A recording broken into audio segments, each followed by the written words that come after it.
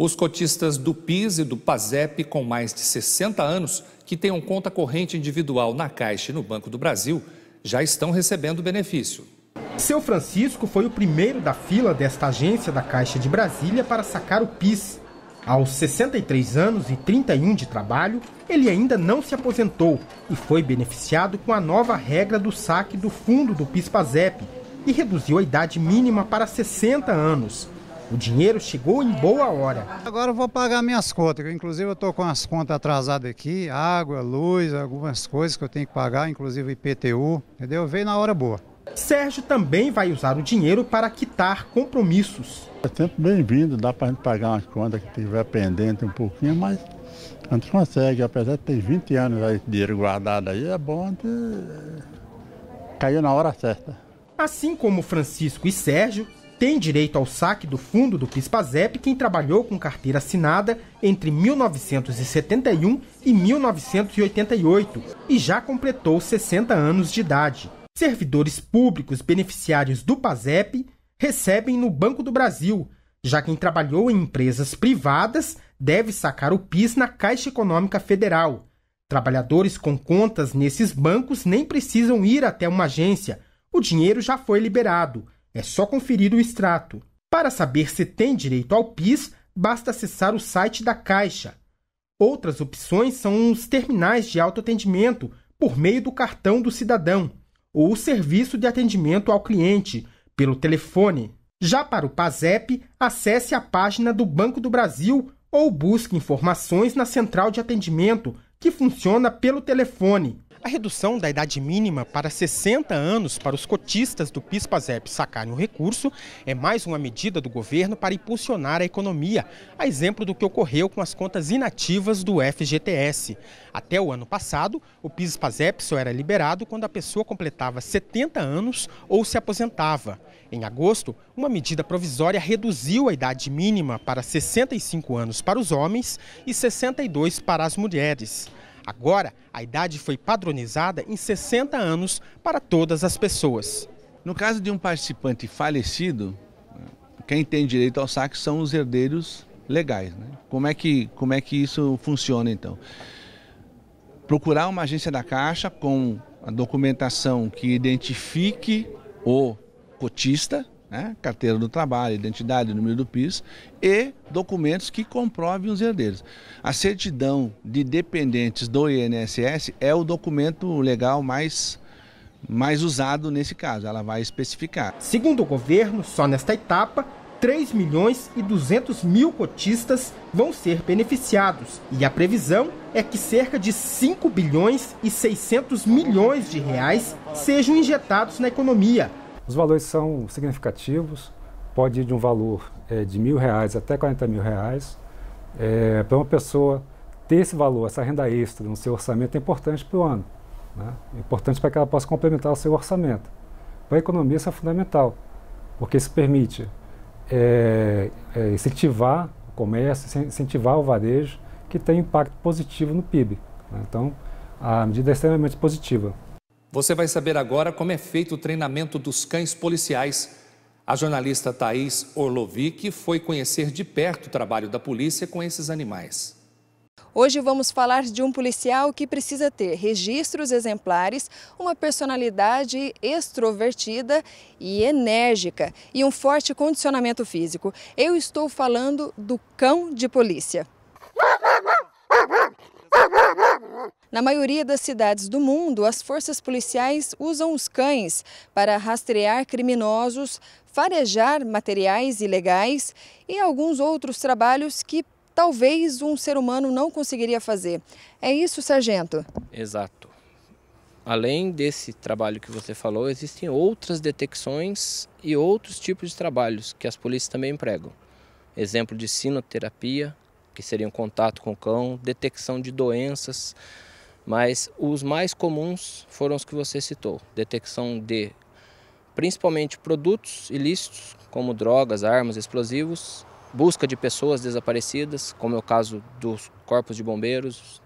Então, a maioria das polícias utilizam. Alguns países mais desenvolvidos de primeiro mundo já têm, inclusive, força de perícia com essas buscas. O O trabalho de um cão de polícia não tem a ver somente com seu poderoso olfato.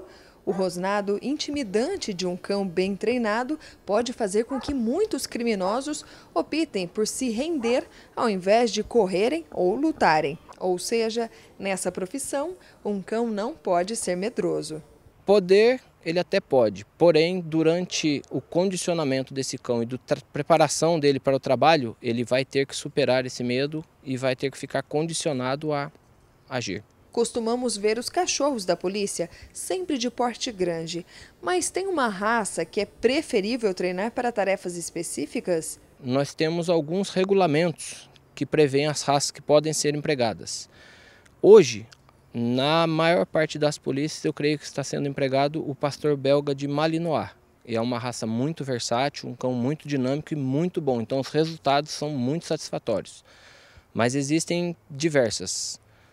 Principalmente para dupla função, que seria um cão de busca de entorpecentes ou drogas, como queiram dizer, ou de imobilização, de guarda e proteção, que seria especificamente a mordida. Esses dois, que são os pastores alemães e o pastor belga de Malinois, exercem muito bem essa função. Porém, existem outras, como o labrador para faro só de drogas, o bloodhound para busca de pessoas desaparecidas, entre outras raças. Todos eles devem primeiro se tornar especialistas em treinamento de obediência básica, obedecendo às ordens de seu treinador sem hesitação. Wendel Azeredo é enfermeiro veterinário e conta como esses 17 funcionários trabalham. Os cães seguem, na verdade, o regime do policial, uma escala de 12/36. Então, no dia que o policial está de serviço, o cão acompanha durante o dia inteiro. Treina em média 6 horas por dia e na rua de 6 às 8 horas de policiamento. Normalmente, esses cães trabalham nas ações policiais, nas rebeliões, imobilizam um suspeito, conseguem reconhecer, através do faro, drogas e explosivos e localizam pessoas desaparecidas na mata ou em um cativeiro. O aprendizado de cada uma dessas tarefas segue o mesmo método de ordem e recompensa. E um dia, como qualquer funcionário, eles aposentam. Aposenta com 8 anos de serviço. O policial que ficou por mais tempo com esse animal, ele leva para casa o cão e ele tem a obrigação de manter a saúde do cão até o seu falecimento. Medicamento, uma ração de qualidade, banho a cada 15 dias. E o nosso regulamento também permite que a polícia fiscalize esse policial ou esse cidadão civil que levou o animal para sua casa. A gente pode fazer uma visitação a qualquer hora, a qualquer momento, para ver se ele tem condições realmente de manter a saúde do animal. O cabo Paulo Mota está há 11 anos na Polícia Militar e 10 com os cães. O Iron e a Elke são os policiais que o acompanham, cada um em sua especialidade. O Iron é um cão de guarda e proteção, que eu utilizo ele em revista de estabelecimentos prisionais, controle de distúrbio civil, ações de choque. E a Elke é um cão mais direcionado para o trabalho de faro de entorpecentes. O amor é tanto que a grande maioria é adotada pelo parceiro policial. E quando esse dia chegar, Mota não tem dúvida do que vai fazer. O cão ele vai para minha casa quando ele se aposentar. Os dois ou somente um? Eu pretendo levar os dois, o Iron e a Elke. O Iron vai aposentar em setembro agora, de 2017, e a Elke em março de 2018. Eu pretendo levar os dois. Só como curiosidade, uma mordida deles equivale de 500 a 800 quilos de pressão, dependendo da raça. Quanto aos cuidados, você ainda tem alguma dúvida? Quando o cão chega na polícia, na verdade, nós falamos que o primeiro obstáculo é o controle sanitário. Depois que nós fazemos o controle sanitário, eles começam a ser adestrados de fato. E se tiver alguma normalidade com o animal que foge da competência do enfermeiro veterinário, a gente direciona para o atendimento veterinário mesmo. Nós temos um convênio com clínicas veterinárias e um cartão corporativo para compra de medicamentos. Então não falta nada, atendimento veterinário e medicamentos. Há quem diga que vida de cão não é fácil. A profissão desses heróis confirma o ditado popular. Bacana este trabalho. Mais uma pesquisa feita pelo SPC, Serviço de Proteção ao Crédito, mostrou que quase metade dos brasileiros não consegue controlar os gastos pessoais. Na hora de administrar as finanças pessoais, muita gente já sabe que é importante planejar as despesas, cortar gastos supérfluos, ajustar os gastos de acordo com o orçamento. Só que o problema é colocar toda essa teoria em prática. Uma pesquisa do Serviço de Proteção ao Crédito mostrou que quase metade dos brasileiros não consegue controlar os gastos pessoais.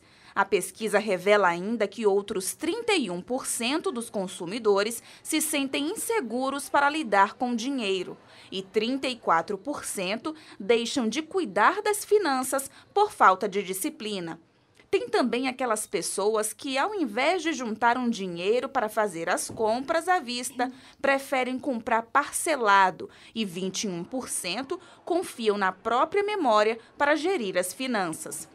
Economistas alertam que esse tipo de comportamento pode levar o consumidor ao endividamento e que o uso mais consciente do dinheiro vai fazer com que a pessoa tenha uma vida financeira tranquila e saudável, seja com o uso de planilhas, anotações em cadernos, uso de aplicativos no celular. O importante é saber que quanto mais organizado você for, seu dinheiro vai ser muito melhor administrado e vai render muito mais também.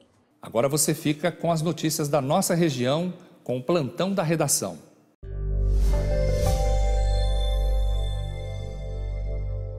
A Associação Paulista para o Desenvolvimento da Medicina está abrindo processo seletivo emergencial para a contratação imediata de profissionais para a unidade do Hospital Regional em São José dos Campos.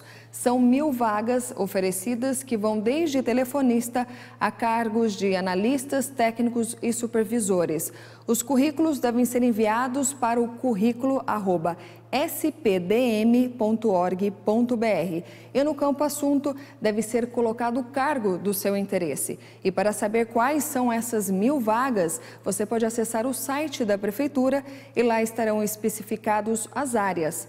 A inscrição ficará aberta entre os dias 5 e 8 de fevereiro, das 9 da manhã às 4 da tarde. Boa sorte! A Prefeitura de Pindamonhangaba faz um alerta. Um levantamento realizado no final do ano passado sinalizou um aumento de 307% no número de larvas do Aedes encontradas na região central da cidade. Os locais onde mais foram encontradas as larvas foram em vasos de plantas, nos ralos, os reservatórios de água e também as bromélias. A Prefeitura irá intensificar as visitas dos agentes de controle de vetores. Porém, é importante a colaboração dos moradores para que cuidem de suas casas, detectem e acabem com possíveis criadouros. Essa é a lição de casa para hoje. E uma última informação ainda neste bloco. Para quem pretende viajar, aproveitar o feriado prolongado, hoje é o último dia para tomar a vacina contra a febre amarela. Porque, de acordo com os médicos, para que a imunização aconteça no nosso organismo, são levados 10 dias. Portanto, então hoje é o último dia. Segue com você, Paulo César.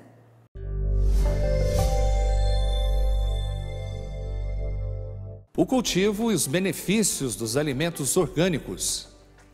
Você acompanha no próximo bloco do Repórter Setorial.